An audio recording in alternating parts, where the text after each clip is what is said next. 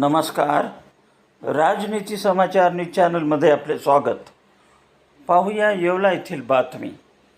जंतर मंतर दिल्ली येथे विद्यार्थ्यांवरील अमानुष लाठीचार्जच्या निषेधार्थ वंचितकडून येवला तालुका बंदची हाक. जंतर मंतर दिल्ली येथे आंदोलन करणाऱ्या विद्यार्थ्यांवर झालेल्या कथित अमानुष लाठीचार्जच्या निषेधार्थ वंचित बहुजन आघाडीच्या वतीने स्वयंस्फूर्तीने येवला तालुका बंदची हाक देण्यात आली होती. या बंदला व्यापारी, सामाजिक कार्यकर्ते, विविध संघटनेचे पदाधिकारी आणि नागरिकांनी उत्स्फूर्त प्रतिसाद देत निषेध व्यक्त केला. यावेळी वंचित बहुजन आघाडीच्या वतीने येवला तालुका बंदची हाक देत आंदोलनाला ऑल इंडिया पॅन्थर सेनेचे तसेच रिपब्लिकन सेनेच्या वतीने पाठिंबा देण्यात आला होता. केंद्र सरकार व संबंधित प्रशासनाविरुद्ध घोषणाबाजी करत विद्यार्थ्यांवरील लाठीचार्जचा तीव्र शब्दात निषेध नोंदविला. लोकशाही मार्गाने आंदोलन करणाऱ्या विद्यार्थ्यांवर बळाचा वापर करणे निषेधार्थ असून दोषी अधिकाऱ्यांवर कठोर कारवाई करण्यात यावी अशी मागणी करण्यात आली.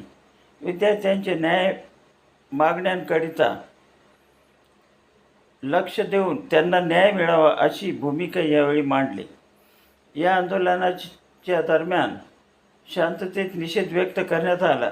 यावेळी वंचित बहुजन आघाडीचे जिल्हा उपाध्यक्ष भाऊसाहेब आहिरे, कुमार भाऊ मेघे, नानासाहेब शिंदे, संदीप पगारे, सतीश गायकवाड, युवा नेते प्रवीण संसारे, भारतीय बौद्ध महासभेचे भाऊसाहेब जाधव, दीपक गरुड, प्रवीण खळे, अमोल गायकवाड, शेखर गायकवाड, मुक्तार तांबोळी, अतुल घोडेराव, गणेश आहिरे, दीपक लाटे, संदीप जोंधळे, रवींद्र सोनवणे, प्रवीण खंडागळे, त्यांच्या महिला आघाडीच्या कार्यकर्त्या मोठ्या संख्येने उपस्थित होत्या.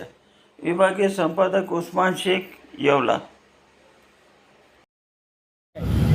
या हाकेमध्ये दिल्लीमध्ये झालेल्या अमानुष अत्याचार, विद्यार्थ्यांवरील लाठी हल्ला असेल, अश्रुधुरांचा मारा असेल, यामध्ये अनेक विद्यार्थी गंभीर स्वरूपात जखमी झालेले आहे. काही विद्यार्थ्यांचा मृत्यू देखील झालेला आहे. या अनुषंगाने वंचित बहुजन आघाडीने ही महाराष्ट्र बंदची हाक दिलेली आहे. या आंदोलनामध्ये सामान्य कुटुंबातील, गरीब कुटुंबातील विद्यार्थी हे प्रामाणिकपणे परीक्षांचा अभ्यास करतात.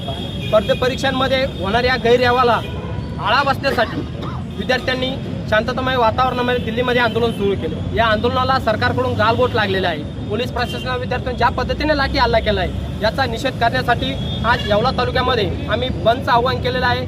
आणि येवला येथील सर्व नागरिकांनी आणि व्यापाऱ्यांनी कायदा सुव्यवस्थेचं पालन करत त्या बंदमध्ये सहभागी झाले. त्यामुळे सर्व येवलेकर बंधूंचे आम्ही अभिनंदन करतो, आभार व्यक्त करतो.